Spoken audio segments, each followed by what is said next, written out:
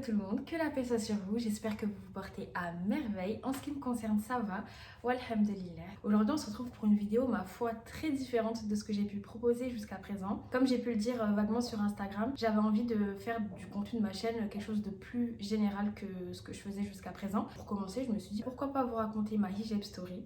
Et parce que je suis incapable de faire qu'une seule chose à la fois, on va faire une tarte aux pommes. Honnêtement, j'ai découvert la recette juste avant de commencer à filmer. Je sais pas ce que ça va donner, mais bon, on verra bien. Pour faire cette recette dont je ne peux garantir ni le goût, ni l'aspect, ni quoi que ce soit, il vous faudra tout un tas d'ingrédients que j'ai prédisposés en avance pour faire genre je suis professionnelle et tout et je sais ce que je fais. Il faudra 200 g de farine, 80 g de beurre. J'avais plus de beurre, j'ai pris de l'huile d'olive, donc Dieu seul sait ce que ça va donner. Une pincée de sel que j'ai déjà mis dans la farine, 6 cuillères à soupe de lait et chouïa de sucre. J'aime bien quand c'est pas trop sucré. Il faudra 400 ml de lait, 40 g de farine, 3 jaunes d'œufs, 60 g de sucre et un petit peu d'extrait de vanille que voilà. Parce que ouais, c'est une tarte aux pommes avec de la crème pâtissière. Moi-même, je ne savais pas ça existait, mais bon. Faut tout pour faire un monde, hein. Et pour la garniture, il vous faudra des pommes toutes fraîches, tout droit venues du maraîcher, un peu de cannelle et un sachet de sucre vanillé. Et parce que who am I si je ne mets pas le fameux tablier. Montage pourri dans 3, 2, 1.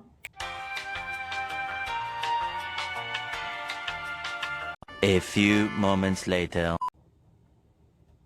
Oui, je suis toujours là, ouais. Mercotte a vraiment peur pour sa carrière, là. Let's go.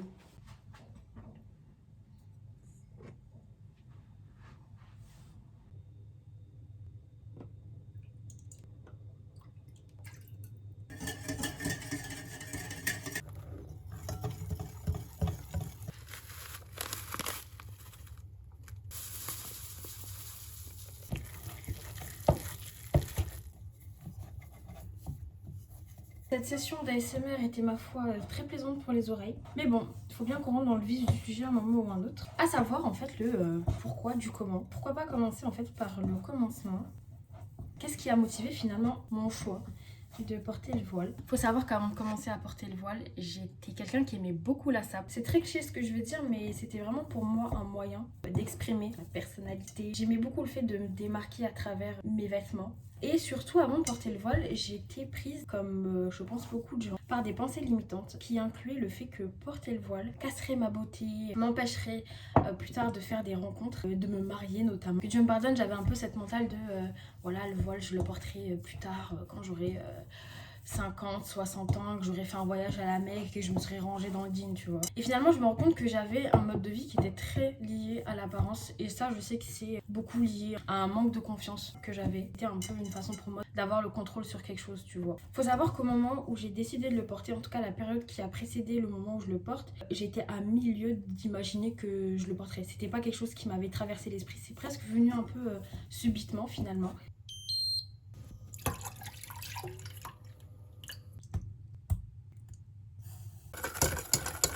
Je savais pas que c'était aussi simple de faire de la crème pâtissière.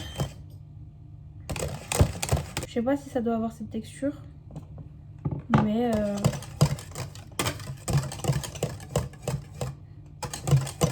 quelques années plus tard, après ma phase fashionista, j'ai besoin de m'exprimer à travers mes vêtements, arrive en fait la fameuse, l'unique, celle qu'on ne vit qu'une fois. Plusieurs pour ma part d'ailleurs, la crise existentielle. J'arrive dans une phase de ma vie où je me questionne sur absolument tout. Sur mon identité, attention, pas dans le sens qu'on le croit, c'est plus ma spiritualité. Je remets absolument tout en cause. Que ce soit mes choix d'études, que ce soit les gens que j'ai autour de moi, mes amis, enfin tout. Je remets vraiment toute ma vie en cause. C'est surtout le côté spirituel en fait qui prend le dessus. Je déteste un peu cette phrase-là et tout, se remettre dans le jean ou quoi, c'est pas tant ça, tu vois. 60 ans, que j'aurais fait un voyage à la Mecque, que je me serais rangée dans le jean, tu vois. C'est surtout en fait ce besoin de se rapprocher de Dieu, ce besoin de l'avoir dans sa vie, de l'avoir dans son quotidien. Ça va pas se caractériser directement par l'envie de porter le voile, mais ça va être surtout un détachement progressif des choses matérielles. Comme je vous l'ai dit avant, j'aimais beaucoup me coiffer, j'aimais beaucoup m'habiller. Là en fait, je vais me détacher progressivement de toutes ces choses-là. Je vais me coiffer simplement, je vais m'habiller simplement, je vais plus me casser la tête. Moi qui prenais des années avant de m'habiller pour aller en cours, je prenais les premiers trucs qui me venaient en main et j'y allais. J'avais un détachement en fait de l'apparence que je voulais avoir vis-à-vis des autres. J'ai d'abord eu ce détachement aux choses matérielles et à mon apparence avant de venir en fait à la phase où je me dis il faut que je porte le voile. Et ça s'est vraiment fait subitement. À l'époque ça m'avait hyper surprise parce que quelques mois avant j'avais encore cette mentale de moi le voile je le porterai quand j'aurai 40 ans. quand j'aurais fait la Mecque 10 fois et la Umrah. J'étais pas dans cette phase de ma vie où en fait je me disais je vais porter le voile, j'ai besoin et tout. Non, c'est vraiment venu subitement. Il fallait que je le porte. Mais je savais qu'avant de sauter le pas, il fallait que je déconstruise toutes ces idées que j'avais amassées durant les années, ces pensées limitantes dont j'ai fait référence avant et que je m'éduque surtout sur la question du voile. Je sais pas vous, mais moi je fais partie en tout cas de la génération fais pas ci, fais pas ça. Ça c'est interdit, ça c'est autorisé. Et on va pas forcément prendre le temps d'expliquer le pourquoi du comment. Et ce qui va avec le temps, et selon les personnes, ça dépend pas forcément tout le monde, entraîner des frustrations et voire même pour certains cette envie d'aller outre l'interdit. Parce que tu comprends pas. On te dit juste, bah ça c'est interdit, ça c'est autorisé. Et moi j'avais besoin de réponses. J'étais animée par l'envie de déconstruire toutes ces idées, toutes ces pensées limitantes, mais j'avais surtout besoin de comprendre le pourquoi du voile. Et j'ai commencé en fait à aller au-delà de c'est obligatoire, Dieu l'a prescrit. Je me suis dit, il faut que je sache quelle est la signification de ce voile-là. Au-delà du fait que c'est une injonction divine, quel est le rôle de ce voile-là? Quelle place il a en fait, parce qu'il a une place quand même prépondérante dans la vie de la musulmane et j'avais besoin de comprendre. Mais ça je pense que j'en ferai vraiment une vidéo entière parce qu'il y a tellement à dire, surtout dans notre époque malheureusement où beaucoup d'amalgames se font et on va lier en fait le voile à l'oppressement et à toutes ces choses là et surtout à, comme je l'ai dit en fait dans mes pensées limitantes, à couvrir la beauté, à être plus un frein qu'autre chose, ce qui n'est pas le cas. Et j'en ferai je pense une vidéo entière parce que c'est un sujet vraiment très intéressant et on se doit d'en savoir plus. Et une fois ma phase de déconstruction, d'éducation faite, je suis sûre que c'est ce que je dois faire. C'est un sentiment vraiment qui m'anime pour le coup. Je deviens presque obsédée à l'idée de le porter, je me dis il faut que je le porte. Mais à ce moment-là se posent deux problèmes majeurs. Je suis en BTS et de ce fait je suis soumise au règlement du lycée, savoir pas de signes ostentatoires, c'est pas comme à la fac donc je ne peux pas porter le voile à l'intérieur de l'établissement. Et second problème, j'ai un taf étudiant à côté et il est soumis aux mêmes règles parce que je travaillais au contact des clients. Donc autant te dire que pour porter le voile c'était mort. Du moins encore une fois c'était une pensée limitante. À cette période, on est en décembre 2019, donc peu de temps avant les événements qui viendront bouleverser nos vies pendant jusqu'à maintenant d'ailleurs. Mais à ce moment-là, je sais pas du tout ce qui va se passer, bien évidemment, comme la plupart des gens. Ce que je fais dans un premier temps, c'est que je décide d'en parler à ma maman. J'étais très réticente à l'idée de lui en parler pour la simple et bonne raison que à l'époque, mon taf étudiant était une part non négligeable en fait dans les dépenses de la famille. Le fait de quitter mon travail aurait un impact en fait.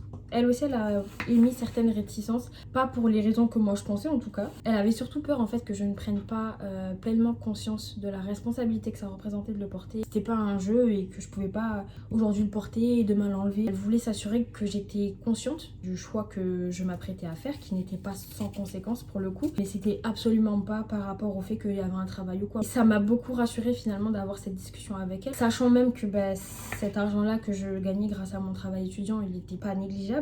C'était pas une raison pour elle de ne pas le porter en fait et que la subsistance finalement elle vient d'Allah et que quoi qu'il arrive en fait je délaissais quelque chose pour satisfaire la personne qui m'accorde finalement cette subsistance là et que j'avais pas à m'inquiéter. Et la seconde motivation, si je peux appeler ça comme ça, l'impulsion en tout cas nécessaire qui m'a poussée à le porter, ça a été de voir en fait qu'à cette même période là à peu près, plus ou moins, j'ai deux amis très proches que j'ai et très chers à mon cœur qui ont décidé de le porter aussi. Et comment dire les choses sans que ça paraisse bizarre, mais ça m'a influencé dans le bon sens du terme. T'as des personnes en fait, elles ont un peu ce poids d'argument d'autorité, ça veut dire que quand elles vont dire quelque chose ou quand elles vont faire quelque chose, ça a du poids, directement ça a du sens. En tout cas ces personnes là, dès qu'elles ont décidé de le porter, je me suis dit pourquoi pas moi au final, tu vois. Si elles l'ont fait, pourquoi pas moi.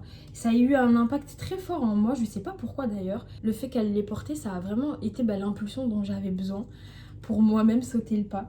Et c'est là que je me suis dit, il faut que je le fasse. Peu importe ce qui va se passer, peu importe que j'aille au lycée et que je dois l'enlever, c'est pas grave, je l'enlèverai s'il faut l'enlever, mais en tout cas, il faut que je le porte. Et je vais pas mentir, c'était dur de penser comme ça parce qu'il y avait ce truc où c'était presque humiliant pour moi. Pour moi, et ça n'implique que moi, parce que je sais qu'il y a plein de jeunes filles malheureusement qui doivent faire face à ça, mais pour moi c'était humiliant d'arriver en fait devant l'établissement et de me dire je vais l'enlever, tu vois. J'arrivais pas à concevoir que j'allais le faire. Mais à côté, je me dis, je peux plus attendre. Je peux pas attendre juin, juillet. C'est pas possible pour moi. Moi, je sais ce qu'il y a au fond de mon cœur et tout. Je sais que je veux le porter. C'est les conditions qui font que. Mais il faut que je le porte.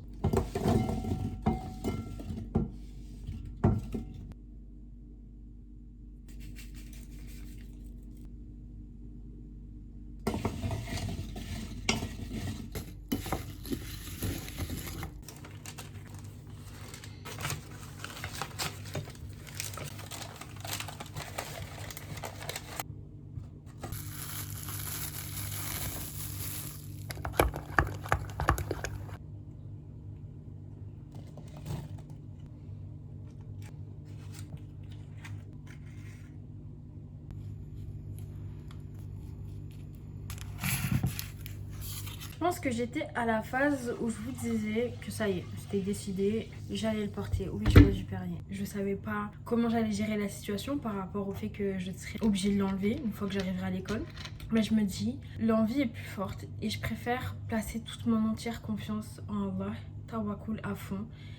Et go, je le fais. Je me pose pas de questions, je le fais. Et ben au final, ça a payé. La confiance en notre créateur, elle est super importante. En tout cas, dans cette histoire, elle a eu une importance majeure parce qu'elle a totalement débloqué la situation. Ce qui se passe, c'est qu'on arrive en mars 2020. Vous savez très bien ce qui se passe en mars 2020. Dès lundi et jusqu'à nouvel ordre, les crèches, les écoles, les collèges, les lycées et les universités seront fermés. Et oui, nous allons être en confinement, sachant que c'était ma dernière année, c'était l'année où je passais mes examens. D'ailleurs, je fais partie de la team qui n'a absolument pas passé ses examens. Oui, je n'ai aucune honte à dire que j'ai eu mon diplôme grâce au Covid et je m'en fiche. Mais le fait est que nous serons confinés. Je n'aurai même pas à craindre de retirer mon voile, puisqu'à partir de ce moment-là, je ne retournerai plus jamais à l'école. Et je me suis dit, mais subhanallah, c'est un truc de fou ce qui est en train de se passer. Donc moi, j'avais toutes mes réticences, je me disais, mais comment je vais faire et tout. J'ai pas envie de l'enlever en arrivant devant le lycée et tout, comment je fais. Il s'avère que les écoles ferment, tout ferme. Ma crainte de devoir l'enlever disparaît au final parce que je n'aurais pas à subir ce problème-là. Et j'étais vraiment sidérée. Donc forcément, ce qui s'est passé, c'était triste. Et puis voilà quoi. Même si je vous avoue que le confinement, je l'ai pas si mal vécu que ça en vrai, vu que je suis casanière à la mort. Et je me suis dit, mais un exemple de tawakkul, mais de fou en vrai. Donc ce qui se passe, c'est que je décide de le porter, je crois le jour du confinement, enfin la veille, c'était le mardi il me semble, et le lundi c'était le jour où chacun allait faire ses courses et tout, nan.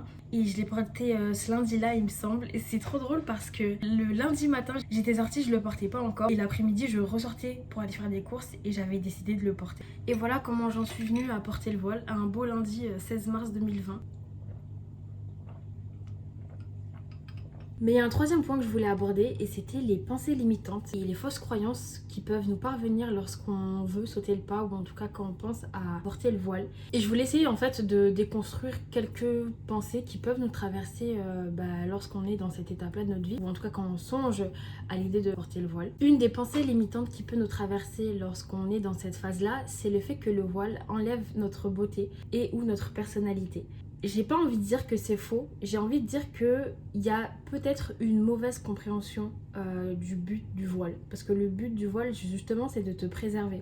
C'est de préserver ta beauté, de préserver ton apparence physique, c'est de préserver tous tes atouts en fait. Faut voir le problème différemment. Oui, effectivement, le voile va couvrir ta beauté, le voile va venir couvrir un peu, pas forcément ta personnalité, mais en tout cas, va apporter une certaine pudeur à ta personne, mais c'est le but. En tant que femme musulmane, tu es une personne qui a une importance capitale, que ce soit dans sa famille, que ce soit dans la société. Tout le monde n'a pas accès en fait à ta personne. Tout le monde n'a pas le privilège de te voir tel que tu es. Ce n'est qu'une poignée de privilégiés, on va dire ça comme ça, qui peuvent en fait avoir accès à ta personne à 100%. Et encore, et même dans ton cercle proche, là aussi ça va être restreint. Il faut peut-être le voir comme une protection et pas forcément comme un frein à la beauté, parce que ta beauté elle reste telle qu'elle est, tu vois, dans ton cercle privé en tout cas, dans les gens qui sont autorisés à te voir tel que tu es, dans les gens qui ont ce privilège là. Rien ne t'empêche finalement de te faire jolie, de te faire belle, de prendre soin de toi, de t'apprêter. Il n'y a absolument rien qui t'empêche de le faire dès que tu es dans ton cercle privé. Mais l'espace public, c'est autre chose. Tu y vas pour les choses qui te sont dues, à savoir l'école, le travail, mais tu restes, on va dire, pas professionnel, mais tu restes vraiment cordial, soigné, mais voilà. Et dans ton espace privé, c'est différent. Tu peux être celle que tu veux, tu peux porter ce que tu veux, tu peux vraiment être coquette. Si tu as envie d'être coquette, il n'y a absolument rien qui t'empêche au final. Attendez, je vais voir mon gâteau. Ça sent super bon. Une autre pensée limitante que j'ai déjà entendue et que j'avais moi-même d'ailleurs, c'est que le voile est un frein au mariage. Absolument pas. J'ai même envie de dire que c'est un super filtre qui va te faciliter la tâche et qui va exit dès le départ beaucoup de personnes mal intentionnées. Parce que heureusement, malheureusement, je sais pas comment on devrait le prendre, il y a des personnes qui, de par le fait qu'ils vont mettre les femmes voilées sur un certain piédestal, vont éprouver une certaine réticence à agir avec elle comme il se permettrait d'agir avec une personne qui n'est pas forcément voilée. C'est pas forcément une bonne chose, mais c'est un fait qui pour le coup joue en ton avantage, même si je suis pas forcément fan de schéma de pensée qui se fait dans la tête de ces personnes là, mais c'est un fait. J'ai envie de te dire, il y a beaucoup de personnes qui ne sont pas voilées et qui on peine aussi en fait à se marier, ça veut strictement rien dire, bien au contraire. Et puis le fait que tu puisses considérer que le voile est un frein à se marier, ça peut aussi être révélateur de ta façon de vouloir rencontrer la dite personne qui voudra te marier. Parce que si effectivement tu conçois l'idée de rencontrer ta moitié comme on rencontre dans les films hollywoodiens, bah c'est sûr qu'avec le voile ce sera un frein, mais dans ce cas-là, il faudrait peut-être que tu revoies aussi ta façon de vouloir rencontrer ta moitié, la personne qui partagera ta vie. Autre pensée limitante qui peut nous traverser l'esprit, c'est le fait que le voile est un frein à l'emploi. Alors, c'est malheureusement une réalité, surtout en France. C'est pas forcément une fausse croyance, si j'ai envie de dire, malheureusement. C'est un fait, mais ce n'est pas le cas. Encore une fois pour tout. Peut-être que c'est moi qui suis trop optimiste, mais je me dis qu'un problème en fait nous pousse à voir les choses de façon différente. Si aujourd'hui tu peux pas finir dans telle entreprise, c'est peut-être que tu dois te créer une opportunité de faire le taf qui t'épanouit sans brader finalement tes valeurs et tes principes. Moi par exemple à l'époque je faisais un BTS métier de la mode vêtements. Même c'était pas le fait de pas trouver de travail en étant voilée, c'était la façon en fait de travailler et les vêtements en fait, parce que moi mon BTS il m'apprenait à faire les vêtements standards, je faisais pas de vêtements modestes à l'école, archi pas, et je me suis dit mais en fait c'est pas grave en vrai si je trouve pas forcément de travail qui me convient, parce que je pourrais toujours me lancer à mon compte. Je sais qu'il y a de la demande, je sais qu'il y a beaucoup de personnes très intéressées par les vêtements qui sont un peu plus modestes et tout. Essayer d'adopter cette mentale où on va transformer le problème en une opportunité. Et puis une autre façon de voir les choses, ce serait peut-être de se dire qu'on ne peut pas forcément trouver de l'épanouissement dans notre quotidien si pour l'avoir, on doit désobéir à celui qui accorde notre subsistance. Tu vois ce que je veux dire? C'est que demain, en fait, tu veux ce travail-là. Malheureusement, il n'accepte pas que tu portes le voile dans ce travail-là. T'as un peu les fesses entre deux chaises parce que tu te dis, est-ce que j'y vais et je porte pas le voile, ou en tout cas j'enlève mon voile si tu le portes, ou alors tu te dis je le porte pas, enfin je décide de m'accrocher à mes convictions, mais dans ce cas là ça implique que je n'ai pas de travail, je n'ai pas le travail que je veux. Dis-toi que ce travail là, si tu l'as, c'est pas grâce à toi, c'est pas grâce à tes diplômes, c'est pas grâce au fait que tu es compétente pour ce travail, tu l'as grâce à Allah, tu l'as grâce à Dieu, tu l'as grâce à ton créateur qui t'accorde ta subsistance. C'est lui qui décide ou non de t'accorder ce travail, et que c'est pas l'employeur devant toi, c'est pas tes compétences, c'est pas tes diplômes qui te l'accordent, c'est ton créateur qui est vraiment au-dessus de nous, qui t'accorde ou non cette subsistance-là. Et partant de ce principe-là, ça serait pas logique de désobéir à celui qui t'accorde ta subsistance pour avoir ce même poste-là, tu vois. L'idéal voudrait que tu fasses tout pour satisfaire cette personne-là afin qu'elle te donne ce que tu veux. Je vais essayer de donner un exemple concret. Demain, tu passes le permis. La logique voudrait que tu fasses tout pour satisfaire l'examinateur parce que c'est la personne qui va te donner le permis. Bon, on sait que ça vient de Dieu et tout, mais là, on va dire c'est l'examinateur qui te passe le permis. Tu le sais, donc naturellement tu vas tout faire bien, naturellement en tout cas tu vas essayer de tout faire bien, tu vas pas commencer à conduire comme une furie et tout alors que tu sais que ça va le déplaire et que c'est lui qui te donne le permis. Tu vas tout faire pour qu'il voit en fait que tu te comportes bien sur la route et tout, que tu es apte à avoir le permis afin qu'il puisse te le donner, et tu vas pas aller à l'encontre de ce qu'il veut pour avoir ce même permis là. C'est un peu pareil avec Dieu aussi, c'est que c'est lui qui t'accorde ta subsistance et tu vas pas le désobéir et en plus attendre de lui qu'il t'accorde ce que tu veux. Il y a un bien derrière toute chose qui peut se passer. Même si sur le moment on peut pas forcément le comprendre, sur le moment on est très frustré. Moi j'ai connu cette situation là, mais il y a un bien derrière toute chose qu'on traverse. Une des autres pensées limitantes, c'est le fait que le voile nous stigmatise, qu'on est beaucoup plus apte à se faire agresser. J'ai envie de te dire que les tarés n'ont absolument pas attendu qu'on porte le voile pour nous agresser, malheureusement. Aujourd'hui, le simple fait d'être une femme t'expose au fait d'être agressée. Et j'ai envie de dire, moi j'ai le package entier. Je suis une femme noire, je suis une femme noire musulmane, je suis une femme noire musulmane qui porte le voile. Mais crois-moi, je me porte très très bien. C'est vrai qu'actuellement, le climat en France et l'islamophobie qui pullule comme si c'était normal peut faire peur un petit peu. Je pense pas que le fait de se faire dépend spécifiquement du fait que tu portes le voile ou non. Tu peux te faire agresser pour littéralement toutes les raisons de la terre pour le coup. Ça arrive et malheureusement des personnes se fassent agresser parce qu'elles portent le voile, parce que voilà. Mais tu peux aussi te faire agresser ne serait-ce que parce que t'es une femme. Tu vois, déjà à partir de ce principe-là. Et la meilleure chose à faire, je pense, c'est de faire ses invocations du matin et du soir afin d'être protégée. C'est moi, après encore une fois, et ça ne tient qu'à moi. Ce n'est que mon expérience, mais moi, je n'ai jamais, que Dieu me préserve, été agressée en fait. Parce que je portais le voile. Donc oui, il y a déjà eu des regards très insistants et c'est jamais allé jusqu'à l'agression. Quoique, Petite anecdote, un jour j'étais en vacances dans le sud, à Nice. J'étais avec ma cousine, toutes les deux on porte le voile. Et on attendait notre autre cousine qui était partie chercher un document et tout, donc on l'attendait à l'extérieur. Et il y a une femme qui est passée, elle dit vous avez pas chaud comme ça? Et je vous jure, en fait, le ton qu'elle a employé, j'ai vraiment cru que c'était bienveillant. Donc moi, naïve et bête, je lui réponds vraiment gentiment en mode ah non et tout, genre en mode trop cute. Non, ça va, t'inquiète, j'ai pas chaud. Et c'est pas, elle lâche. On se croirait en Arabie Saoudite ici. Et en fait, le choc a fait que j'ai ri nerveusement et tout. Et elle est partie, elle a tracé, hein, elle s'est même pas arrêtée, elle a lâché sa meilleure phrase, elle s'est barrée, genre. J'ai trop le seum. J'ai même pas pu répliquer. Mais bref, enfin ouais, c'est le seul truc bizarre qui m'est arrivé. Mais voilà quoi. Je veux dire, bon écoute, on place sa confiance en Allah, on sait pourquoi on le fait. Tu vois, on le fait pas pour les autres, justement. Je sais que si je le faisais pour les autres, si j'avais décidé de porter le voile pour les autres, pour impressionner ou pour quoi qu'est-ce, peu importe, X raison, c'est sûr que ça m'aurait atteint et c'est sûr que ça aurait pu affaiblir mes convictions. Mais je sais pour qui je le porte.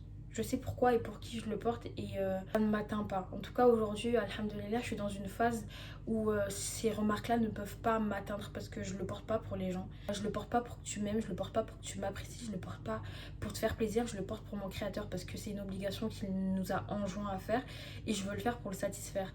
C'est tout. Un des avantages depuis que je porte le voile, c'est que je suis moins sujette aux personnes mal intentionnées à l'extérieur. En tout cas, ça a considérablement diminué. Il y a toujours des fous, je vous le dis. Et quand on dit que vraiment c'est pas l'habit qui justifie l'agression et que ça ne veut rien dire, c'est que ça m'est déjà arrivé. J'avais le masque, le voile, la grosse veste, il n'y a absolument rien qui laissait transparaître quoi que ce soit de ma personne et je me suis déjà prise des remarques de personnes un peu cheloues. Mais c'est vrai que ça a considérablement diminuer. Et comme j'ai dit, je sais pas, il y a ce truc en fait, cette aura que les personnes qui portent le voile ont, qui font que certaines vont être plus réticentes à avoir des comportements chelous. Et autant le prendre à son avantage, j'ai envie de dire. Je pense que j'ai dit à peu près tout ce que j'avais à dire par rapport à tout ça. J'espère que c'était pas un peu trop fouillis parce que j'ai fait 1 milliard de choses en même temps pour le coup. Je vais regarder si la tarte elle a refroidi, comme ça je vais la goûter. Du coup j'ai goûté la tarte et franchement ça va, hein.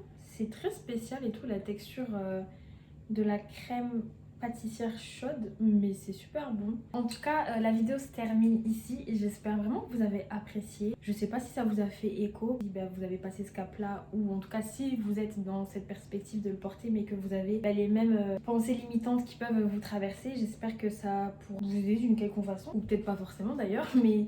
Voilà, en tout cas, moi j'ai kiffé faire la vidéo et j'espère que ce sera le début d'une longue série. Pas de hijab story parce que du coup j'arriverai très vite à court. J'espère qu'on se retrouvera très prochainement pour une vidéo, Inch'Allah. Et en attendant, moi je vais aller faire la vaisselle qui m'attend quoi. Voilà, bisous!